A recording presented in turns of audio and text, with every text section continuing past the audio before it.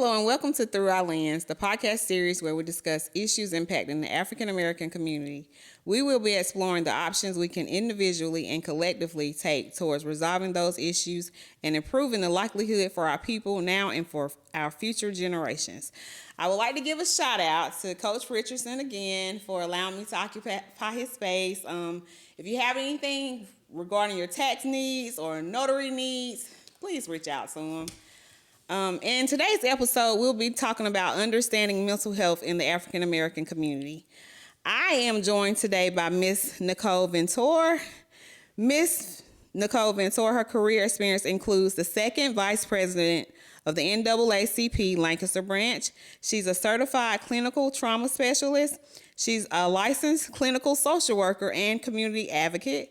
She also ran for the election to the South Carolina House of Representatives to represent District 45. Welcome to Through Our Lens podcast. I greatly appreciate you coming to my platform and sharing your story. Thank you. Thanks for inviting me. Let's talk about this mental health. Yes.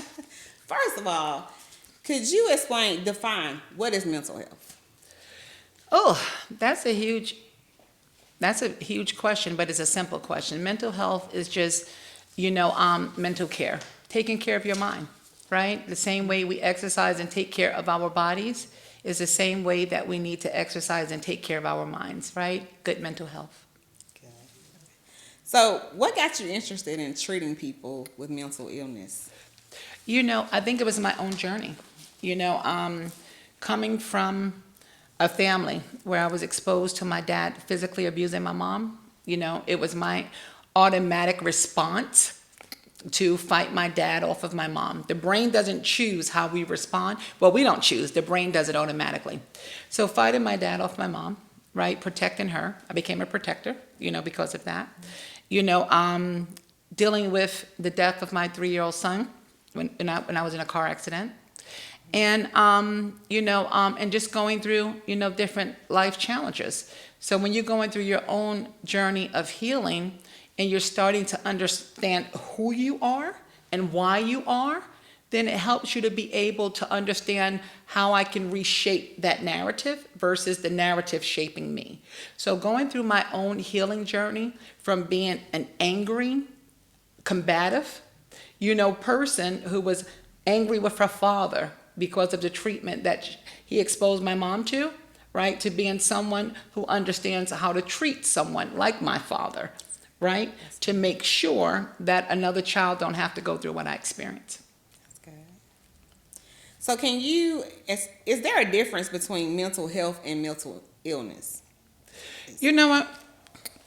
A lot of people use those terms interchangeably. Mental illness is more so a diagnosis.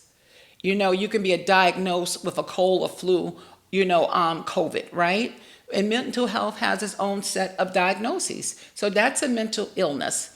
Mental health is just basically you taking care of yourself. Like I love to read. That's mental health. I'm stimulating my mind, right? I listen to positivity. I meditate, right? I surround myself with positive, like-minded people, not listen to the negativity. So anything that I have to do to nurture my mind and strengthen my mind positively is mental health. Gotcha. So what's your perspective on the stigma surrounding mental health in the African American community? I think the stigma surrounding mental health is more so in reference to Black culture having a belief that what happens in a home stays in a home. So basically it stems from there where we don't go out telling people our business. Right? So that really doesn't have anything to do with mental health. That's more so have to do with culture. That's right. Right? That's right. And so there, when you look at the mental health component, everyone looks at judgment. When we talk about children today, it drives me freaking crazy that everyone knows it. The first thing people say, oh, it happens in a home, it happens in a home. We hear that all the time, it starts from the home. But I tell people all the time also, addiction starts in a home. Sexual abuse starts in a home. Right? All of these other things, molestation starts in a home. So a lot of things just basically start and generate, from the home setting. So when we're out here and we're looking at mental health, as a society, a lot of us as African Americans look at it based on a stigma because it goes back to the home, which means you're judging me. Wow. Right? Good. That's good. What misconceptions about mental health do you wish to address? That there's no such thing as mental health illnesses, right? That people can control the things that they do. There's another misconception that therapy don't work, when the truth is a lot of people have been receiving a wrong type of therapy. So there's a lot of misconceptions. So when you say that it's so broad, so again, but hopefully we'll have time to address a few. All right. How has mental health awareness changed in recent years? People are more receptive. People are more open and receptive to getting help, reaching out for help. A lot of people are still not, right? So we still have these issues. But at the same time, a lot of people are more receptive to getting help for a behavior versus looking at it as part of a diagnosis, right? Rather than people saying, oh, that child have ADHD. That child don't have no ADHD. They're just bad. They just don't want to listen. Right? So a lot of us would be more comfortable looking at the behavior versus giving a definitive definition as it relates to a diagnosis. How can social media impact your mental health? that's broad too. That's broad. I don't know if this was a Christian's channel because I was about to use profanity. People, what is that? FAFO? We know those acronyms, right? So when we F around, we find out. And when you go on these different channels, people are putting on this facade that they have this perfect life. And then when you read something online later on, the same people that was online just killed each other. Or the man just killed the woman and the woman just killed the man. Or there's abuse going on in the house or neglect or that person is about to be evicted. It gives these false illusions that have people who are open about their own struggling, comparing themselves to others, and they have this false narrative of other people living this perfect life. Not to say that people don't, but all of your friends and all of your people your relationships on Facebook are just basically an illusion, a misconception. And what happened is that we're aligned with that, and we believe in that, and we compare ourselves, and we diminish our own progress and our own sense of selves. And then we have the bullying, right? People just saying hurtful things, mean things. Just like, for example, when I was running for office, we had someone at the school district that tried to put out a false narrative about my agency that was under investigation. You know what I did, right? I don't play about my license. I went to the board. I filed the complaint. I sent it to the school district because if you're going to come after me, I'm going to come after you. So with that being said, people weaponize social media. And with that being said, it needs to be monitored in terms of children because they haven't developed the bandwidth to really deal with or tolerate a lot of the negative attention and comments that's being directed towards them. So again, mental health as it relates to social media can be detrimental if you don't have a strong mental health. Gotcha. So, okay, we touched on all that. I just mainly wanted to give my audience what mental health is really all about. But this is a safe space for us. Mm-hmm. I love everybody, but this is our space, okay? Okay. So we finna talk about, I want to talk about our ladies, starting off with our queens. What are the specific stressors that Black women face, and how do they impact our mental health?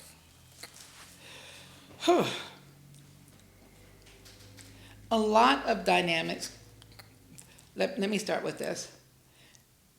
I don't think there's one woman that grew up saying, I want to have 3 baby daddies or 4 baby daddies and live, and live in a hood or live in a project, right? Coming from the hood, it was always goals and aspirations to move out the hood, right? No one wants to stay in those predicaments, right? So what happens is that when a man comes along and he gives us these beautiful dreams and it sounds great, right? We fall for it, we have a child, the relationship don't last. And then the next man comes along and he gives us the same dreams, and we want to believe him because he's making it look good, knock us up, and he's gone, right? So what happens is that it's a system of hopelessness where we have some different men coming into our lives, giving us these pipe dreams that we're trying to hold on to because we're looking at how to better our lives and our circumstances, right? Now, I jumped the cart starting with that. So how did we get there to begin with, right? That stems from the broken family, right? That stems from the broken home. There's something called a maladaptive introject. And what happened is a lot of people kind of experience it but don't know what it is. Case in point, if my dad wasn't in my life, which my father was, but he wasn't a healthy role model. You know, he was a military man. I was raised in a military household, but he was still addicted to substances, right? So with that being said, he made me feel not safe in a household. But there's other fathers and other people, and that's not because he did anything to me, but to my mother, right? But let's say these young ladies, and men per se, right, are in these households where a father, stepfather's absent, or, you know, a father's absent, a stepfather's there, but don't value you as a child, where they had another child with their mother, and now it's showing favoritism, right? And now here it is, I'm believing I'm not good enough because my own daddy is not here. I'm not good enough because my own daddy didn't love me enough not to do drugs. I'm not good enough because my own daddy didn't love me enough not to be incarcerated, right? But now I have to look at this other man who mistreats me and also makes me feel not valued. So if my own daddy is not here making me feel valued, and this next man is now making me feel valued, I must not be shit, right? So I'm nothing. So here's what happens. The person who have made you feel negatively about yourself is ingrained in you, right? So whenever you feel negatively about yourself, it's subconsciously you recognizing that void in your life. So when the next person comes along who makes you feel that way, the woman feels that she's seeing this man leave her. She's seeing this man, you know, who don't want to be with her. She's trying to do everything she can to be with this man. They don't realize that subconsciously they're longing for that absentee father, right? That's called the maladaptive introject. It's the person who have made you feel negatively about yourself and planted that seed of doubt in your mind. So again, this can be children who's being raised by aunts, uncles, grandmothers, you know, grandfathers, neighbors, foster care system. This misconception of you not being loved, wanted, valued, good enough. So we have a lot of women in our communities who are struggling because they didn't come from a healthy household. And then in addition to that, then we look at socioeconomics. Sometimes we have to sleep around or do certain things that we need to do to pay the bills. Hell, I did it when I was young back in the days because my son had to eat. So we do things that we're not proud of as women because we have to survive. And we don't have a strong enough network because so many of us are against, we're so against each other. Right. Looking at what the next person have, looking at how the next person is moving. And that division, right, limits us from becoming united and uplifting each other. So we have to learn to get into the concept of I am my brother's keeper. Right? Because we have been conditioned to not be. And we need to get back into that community aspect of yesteryears where if my child did something, knock them upside the head. Mm-hmm. And when they come home, I'm going to knock them upside the head. So again, we as women don't have that village that we used to have anymore. And we also more so continue to lose our sense of self going back to social media and other dynamics with that false narrative and impressions of ourselves that make me feel I'm not good enough in comparison to other women. And when the truth is, I'm just as good, if not equal. Yes. So how does racism, discrimination, and other forms of oppression contribute to mental health challenges in Black women?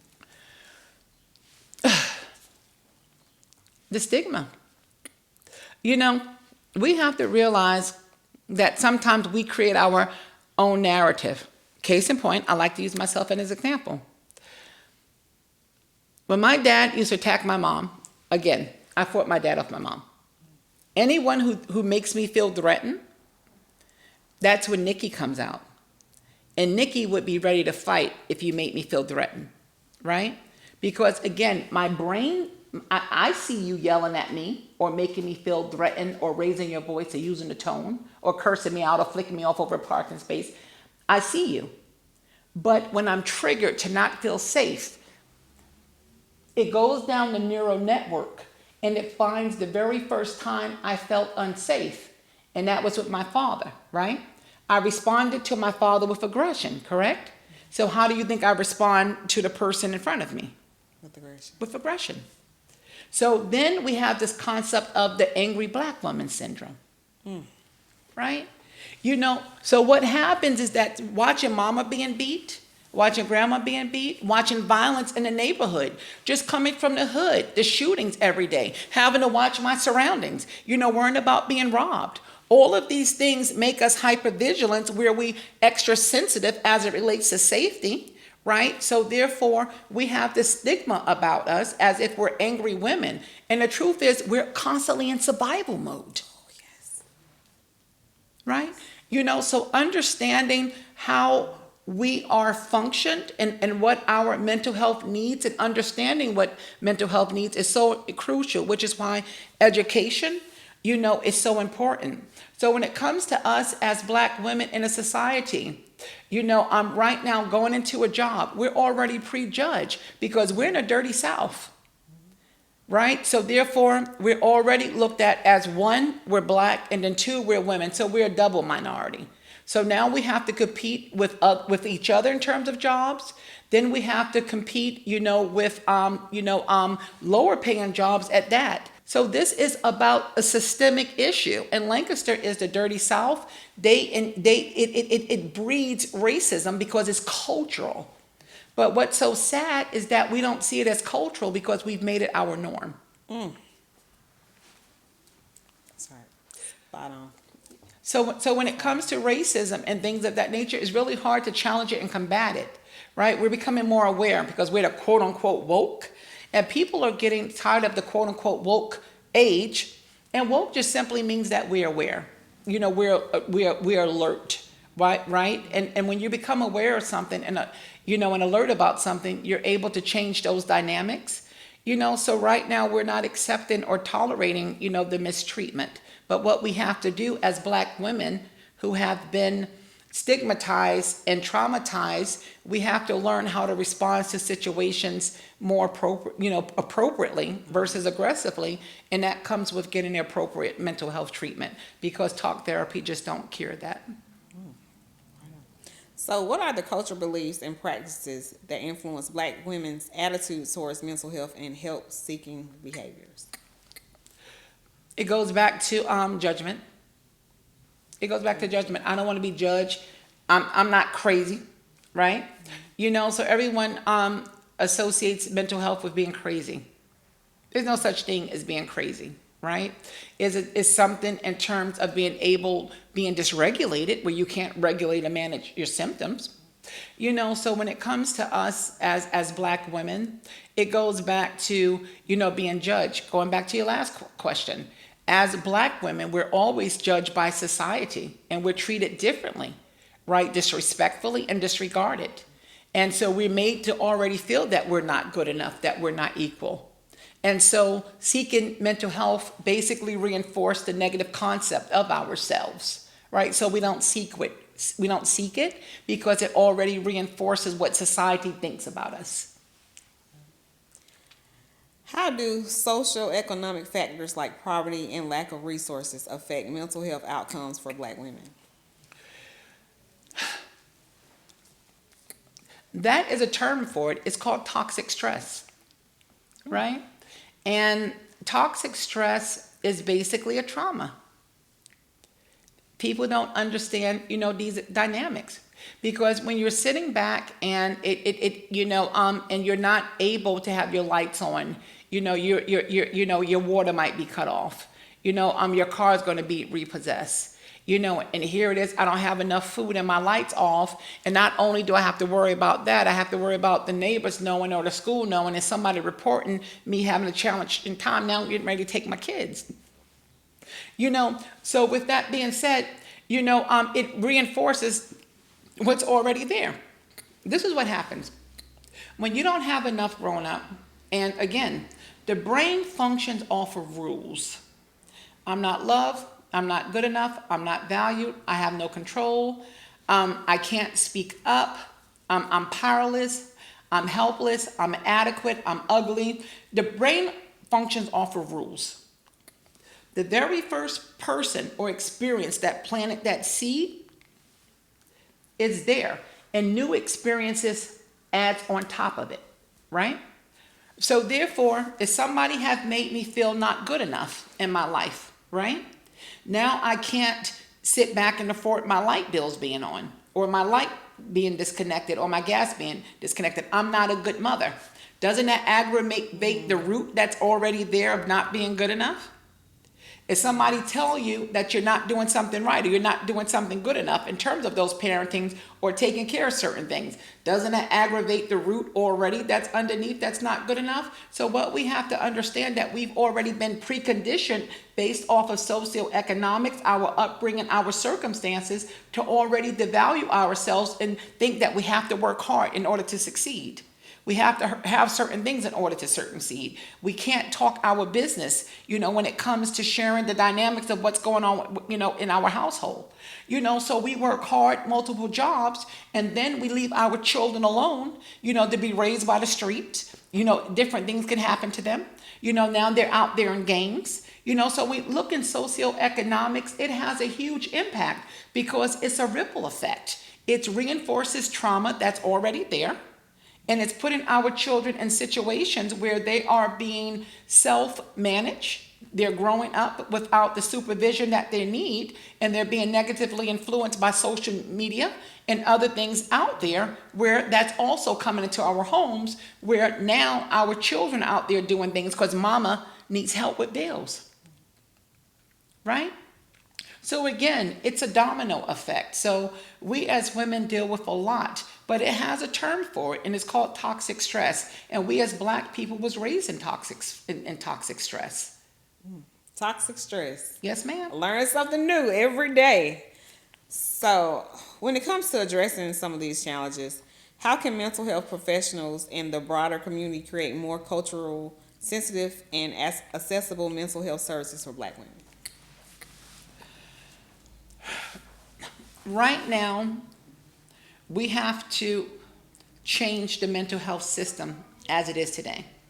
South Carolina is substandard and it's inadequate. You have a mental health agency like Catawba Mental Health that's sitting back, seeing some individuals once a month, twice a month. You sit back and you have them treating children or individuals with trauma with CBT therapy, which is illegal, and they need to be sued. So you have to ensure that we have access to appropriate mental health treatment. And with us being Black people dealing with racism, the Jim Crow laws and all of that stuff that's still feeding our society, today, and so much more going on. We have this new administration, so with that being said, we as Black people have grown up traumatized. Damn it, it's in our DNA. So with that being said, we need more trauma-informed approaches. What are the effective strategies for addressing racial trauma and its impact on Black women's mental health? I hate to keep sounding like I'm repeating a record, but I have to repeat the record. It doesn't matter what the racism has done. What it does, it's feeding off what's already there, right? So again, when we have been made to feel that we're not good enough, you're just like your damn daddy. You're just like your no good mama. Or if daddy is beating mama, or if mama is beating daddy, and your daddy ain't shit and you ain't shit, and both of them ain't shit, and I'm a product of you, that means I'm not shit. right? So we internalize things, and then we're being bullied in school, and the bullies make us feel not good enough and we're not wanted, right? So all of those things are part of a seed. It's already planted. So when racism comes on, it just feeds what's already there. It just grows it, and it just enforces it. So sometimes a negative misconception that we have about ourselves starts from the household. So we as parents have to start communicating with our children differently to shape their minds differently. Because then we can definitely say it's racism. But the truth is, we as blacks, it starts within a home, because we start giving or feeding our children with a negative sense of self sometimes. You little bitch, you this and that, right? All of these types of things, we already start judging our children with those negative words. And so we need to change those dynamics, because the only thing that's happening is society is only aggravating and reinforcing what we've already been told by our own parents.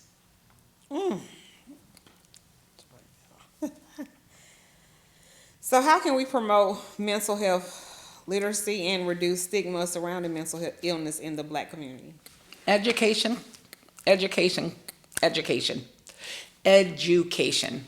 You know, people don't understand the mechanism of trauma. It doesn't. Case in point, if I was at war, war made me feel unsafe, correct? If you was in a car accident, how did that car accident make you feel? I would be afraid. Unsafe. Unsafe. Correct? If I had a medical procedure, or if I was sick, right, wouldn't I have to be safety? I'm scared of dying. That's about safety. The brain doesn't differentiate between safety. It doesn't. It just knows that you're unsafe. So anything that makes you feel unsafe is going to aggravate what's already there, the sense of safety.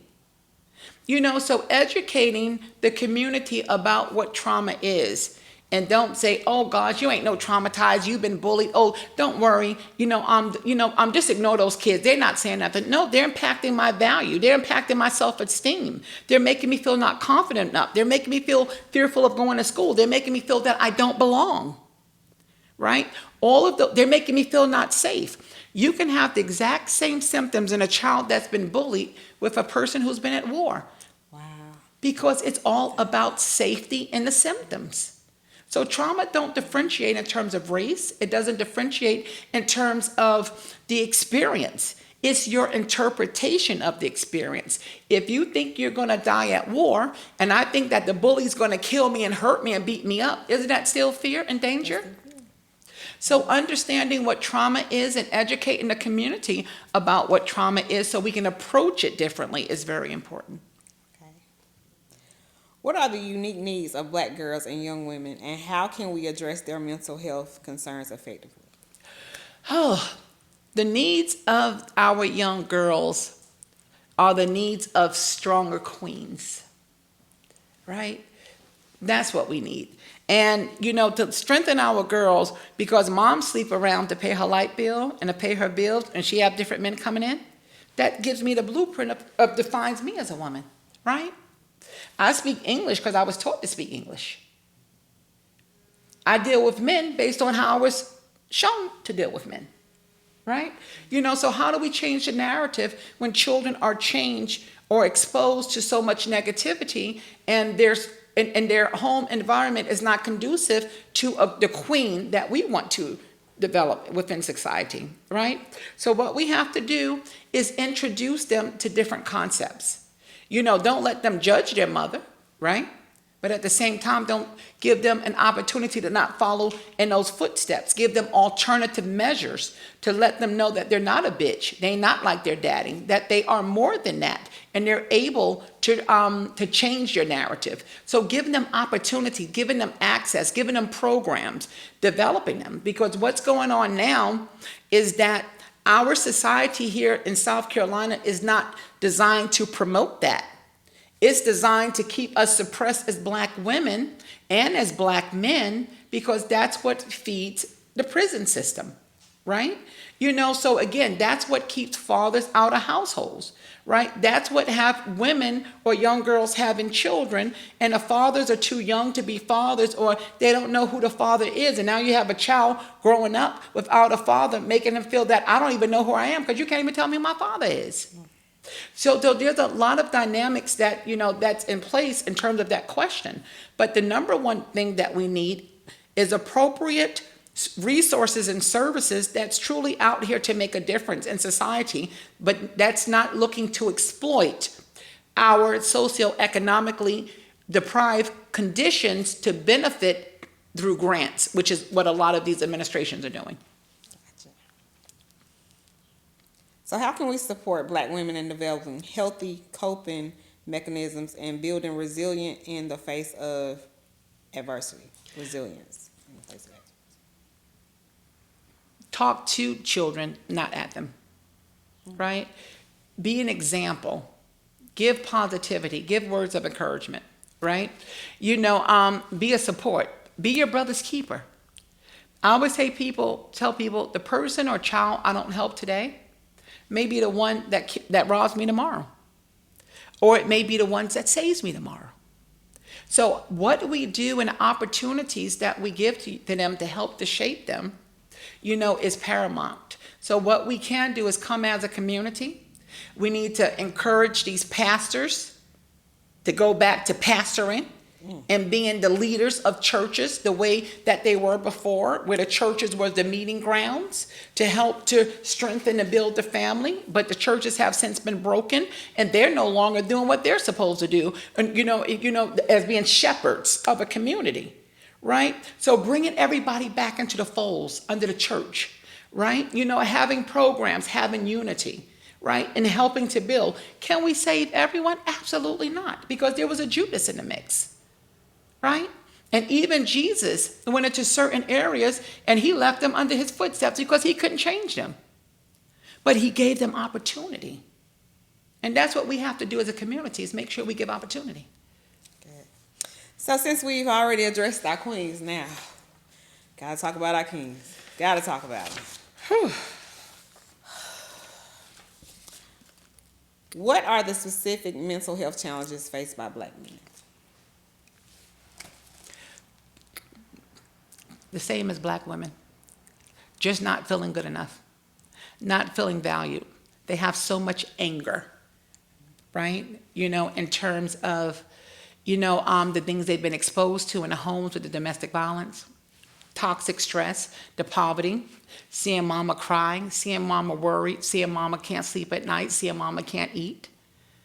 But then you go out here and you see these guys out here, can give you a couple of dollars, when you're on a corner and you're able to help mama with a bill, and mama have an idea where the money coming from, and she's not saying anything because she needed and she's desperate. So again, there's a lot of things, that are at risk here, when it comes to our Black youth. Unity, a sense of belonging. Everyone want to belong. Everyone want to be accepted. Again, looking into that household. Just because you got a daddy in the figure don't mean he's the right daddy in the household. Oh, you better say it. Right? So at the end of the day, so when my father is a type of man that sit around, one of my clients, he was 9 years old.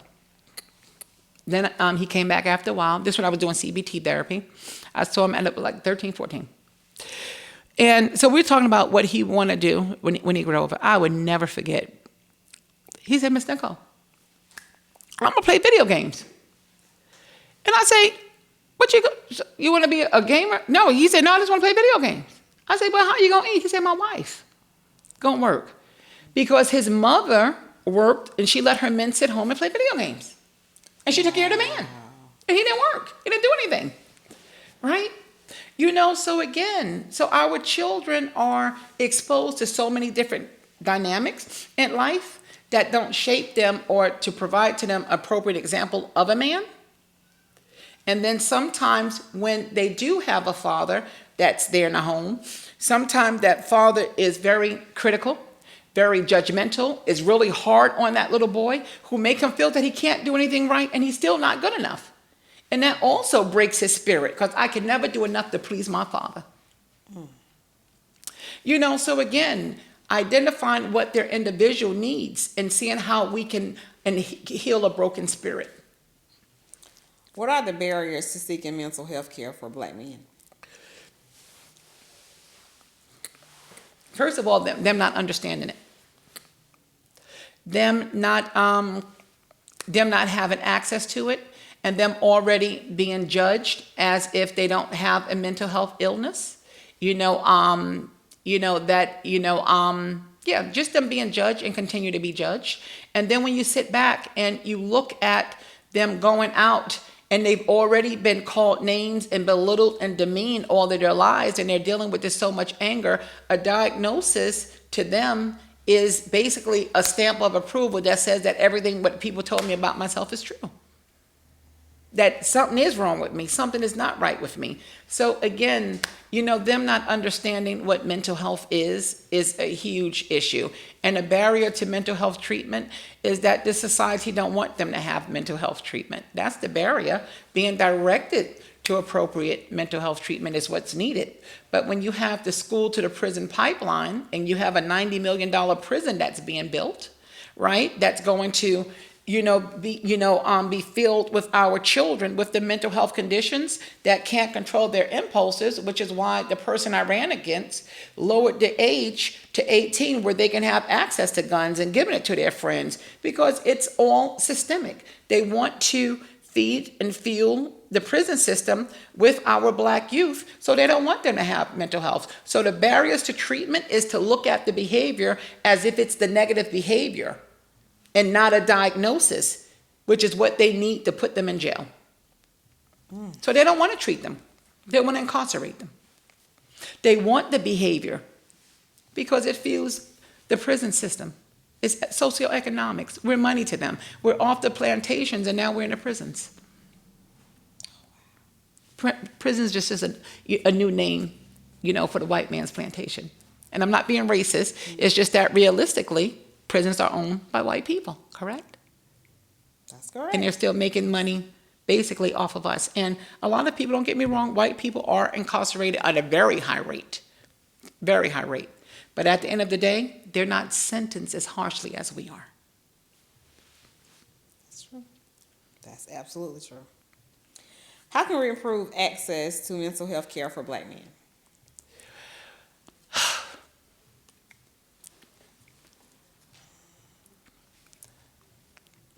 Just more access, having more services in place, in terms of bringing them into the folds, giving them positive resources, and outlets where they can actually come and be open with communicating their needs and their concerns. I love men empowerment groups. It goes back to the church. The church going out, bringing our men into the folds.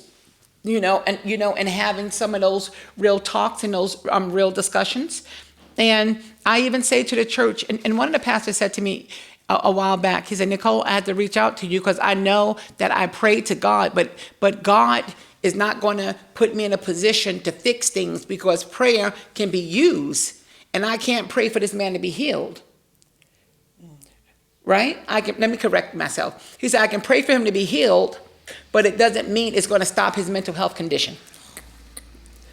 That's what he says. That's when we have to send them to somebody for treatment. Now that treatment could be the answer to the prayers, right? So sometimes, giving our men room where they can go to in a very non-judgmental way. Our men has been judged too harshly and for too long. So just giving them an outlet and a place where they can go to get the support without the judgment. Is there anything that the queens, we can do for our kings to uplift them? And starting at home, is there anything? I tell queens all the time, men need to be able to lead the home. They need to be able to be men. And sometimes we are strong Black women, sometimes we're too strong. We don't know when to take a back seat.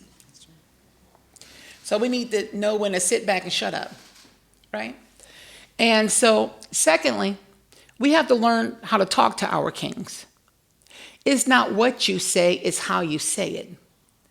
And again, when we're triggered, sometimes we are, again, when we feel threatened and when we're triggered, or when he make us feel not valued or not good enough or not appreciative, we come out our mouths too abruptly because that hurt that's already there comes out. And sometimes we're redirecting hurt from a missing parent onto that person, making us also feel that we're not valued. So we have to better understand what our own emotional needs are. We have something called wounded child parts. Whatever age you've been emotionally wounded or psychologically impacted is whatever age you are emotionally and psychologically stuck. So what I need now at 55 years old is not the same thing I needed when I was 8, 9, 10, 12, right? We have different needs, and those needs need to be met differently at different stages of our lives. So we as women need to recognize when we're triggered. Who's triggered? Is it Nicole that's being triggered at 55, 45, 35, or is it Nicole before 35, which is Nikki being triggered? What did I feel? Did I feel not safe? Because again, I was sexually molested as a child. Did I feel not valued? Right? You know, my father made me feel not good enough. I didn't feel good enough because you didn't protect me in the household. You caused this stress in my life. So I didn't feel protected by my father because he caused the damage to my mother, right? You know, so again, all of this anger sometimes when I don't feel valued, the issues I had with my father before they was resolved was to attack the person. So sometimes we're giving our men stuff that don't even belong to them. That's true. So again, we have to recognize, you know, when it really is about him and take what's called a grown folks time out.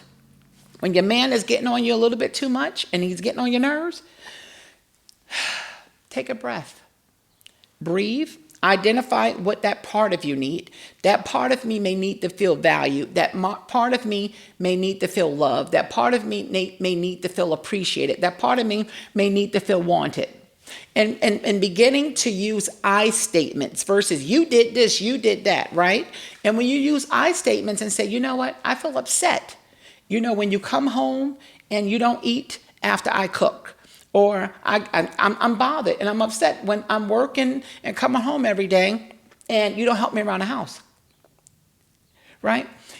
It takes off the blame rather than saying you. So learning effective communication and not condemning our men is a great start, you know, to helping them to feel more valued and more appreciated. Because when they go outside and they're dealing with racism and a stigma and not feeling valued, we don't want to enforce what society is already making them feel.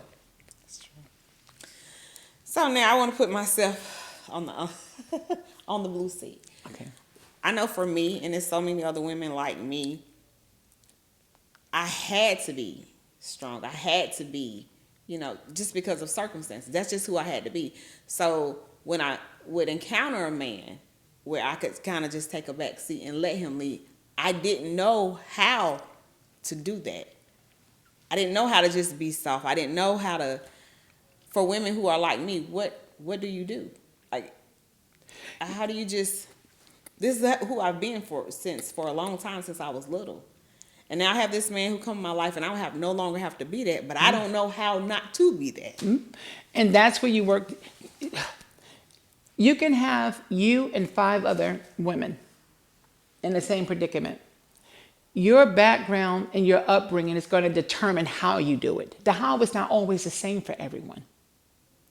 You have to first understand the why you can't do it, right? And what do you need to be able to do it, right? You know, and I'm going to use you and I for an example. I don't know your background, so I'm going to use me. So where I was a person that was working all the time, providing, watching my dad abuse my mom, my mentality is ain't no man going to tell me what to do, right? And you ain't going to, be talking to me like my dad talked to my mom. Because when he talked to me and make me feel a certain way, that's when my dad was able, because my dad took care of my mom. So you have to identify what do you need from your man to make you feel safe, to make you be vulnerable enough. There's something you need to give up to make you feel comfortable enough being your leader. So you have to recognize, what do you need? I need to know that, you're not going to be putting me down. I need to know you're not going to be throwing what you did for me back in my face. I need to know that, when I share you my truth, you're not going to use it against me. Because we don't realize that sometimes we are so hell bent on staying in that leadership role when we have a good man, because we're just waiting for him to leave, because we're preparing to continue moving on without him. So again, we have to identify what we need. Gotcha. And why is it that me, and I know it's a lot of other women that's like me, why do we feel like we have to be so strong? I just recently, when my daughter went off to college, that was so hard for me. And I was just like having a moment. And my bonus mom, shout out to Audrey, she was looking at me, because I kept saying, I'm okay. I was crying and I'm just like, I'm okay. I just felt like I had to keep wiping my face on. I got it together, it's okay. And she said, you're clearly not okay. And it's okay not to be okay. Mm-hmm. I'm almost 40 years old. Nobody had ever told me it's okay not to be okay. Absolutely. Absolutely. Why do I feel like I have to always have it together? I have to be this strong. Why do I feel like that's just something I have to do? I don't know. I don't know that little girl inside of you. That's what I have to understand. Do me a favor. Close your eyes for 1 second, and bring up an image, of when your daughter was leaving. Tell me when you have it. I have it. Okay. Say to yourself, lock into that image, and say, I'm helpless. I'm helpless. How bothered are you on a scale of 0 to 10? How bothered am I? Yeah. How bothered does that make you? When you look at that image, lock into it and say, I'm helpless. A 9. Okay. Look at that image and say, I'm powerless. I'm powerless. How bothered are you? 8. Do you feel emotions in your body? I do. Okay, you can open your eyes. I tapped into your subconsciousness. Your daughter's what you see. There's something under the surface in your childhood probably that made you feel hopeless and powerless. And her leaving aggravated it. Am I right or wrong? You're right. 100%. That's just how trauma works. You're right. Healthy memory is stored in a different area of your brain than trauma. So what I just did, I tapped into what your trauma is. So your daughter leaving you, some of it had to do with your daughter, right? But the rest of it, your daughter was already, remember I said something plants the seed and everything else comes and go on top of it? So whatever your seed was that was planted, your daughter was just something that's already on top, was already there. So you would need to have that seed pulled out. And when you have the seed come out, there's 2 types of therapy, right? When we think about, remember back in the days in Florida, Sandy Hook had that mass shooting? Mm-hmm. There's only 2 types of trauma treatment they had. EMDR and brain spotting. Those are the 2 best in the world. And we don't hear about those things because we don't have access to them. So EMDR and brain spotting actually go into your subconsciousness, and it finds your trauma to bring it back to the surface so it can reprocess it. So the way I look at it as a child is different than the way I look at it as an adult. So therefore, it will remove the stress associated with it. So again, and it's crazy, when I went and spoke to veterans during the election, it was 98 veterans. And a lot of them had trauma. And it was only 1 out of 98 veterans who had EMDR. Other than that, they want to give us medications, to help to regulate our symptoms. But the truth is, like that activity I just did with you, you actually tapped into that little girl that's still inside of you. That's who those emotions are tied to. 2 different areas of your brain. So again, going back to your question, me sitting back saying, how do you let someone lead? You have to understand what's driving your pain.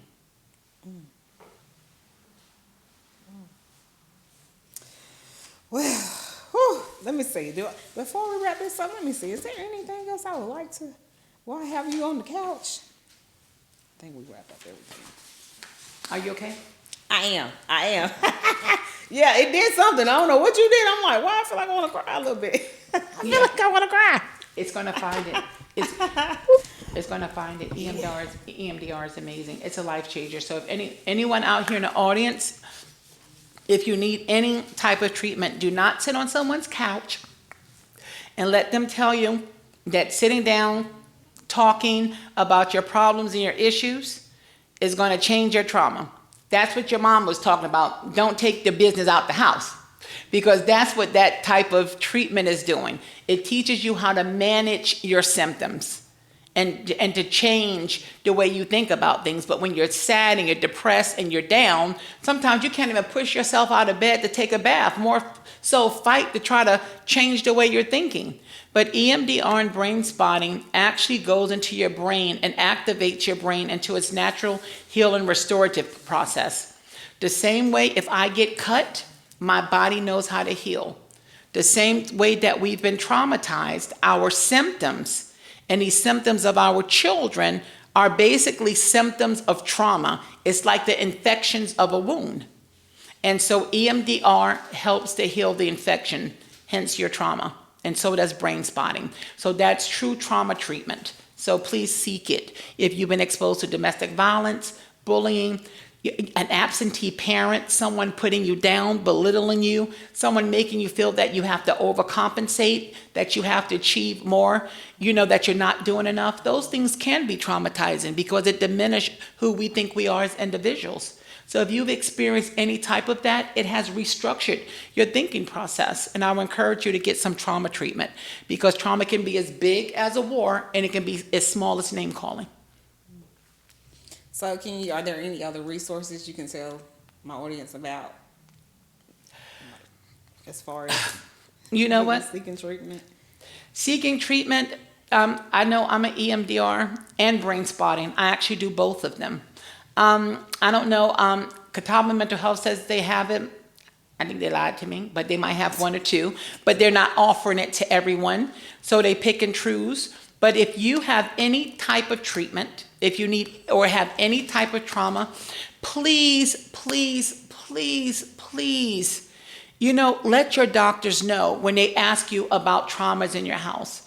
When it comes to us women, we develop, when stress is trapped in our body, we develop endometriosis, we develop PCOS, we develop, it's the number one killer for ischemic, heart disease. We develop a condition called pelvic floor disorder. Children are misdiagnosed with ADHD, which is hypervigilance. And 9 times out of 10, audience, if you have a child that have ADHD and conduct disorder, or ADHD and oppositional defiant disorder, 9 times out of 10 is an 90% prevalence that your child has been exposed to trauma. So the only thing that's being treated are the symptoms. And sometimes when you have depression and anxiety and you've had it for years, those are symptoms of trauma. You need to get your trauma treated. So be honest and truthful to your doctors about what's going on in your household, because that's a game changer in terms of what treatment resources that they will direct you to. Well, thank you so much, Ms. Ventour, on embarking on this journey with me to heal, to restore, and save our community. It's been a pleasure asking you all these questions. With my allergies and my hoarseness. Sharing all this knowledge with us. But I love you. Like I say, it's no division over here. I always have to show that. I always have to love on my queen. Thank you. And just so the audience know that this red was not by chance. It was by spirit. And to my audience, continue to tune in for more episodes. Make sure you like and subscribe. Peace and love, everyone.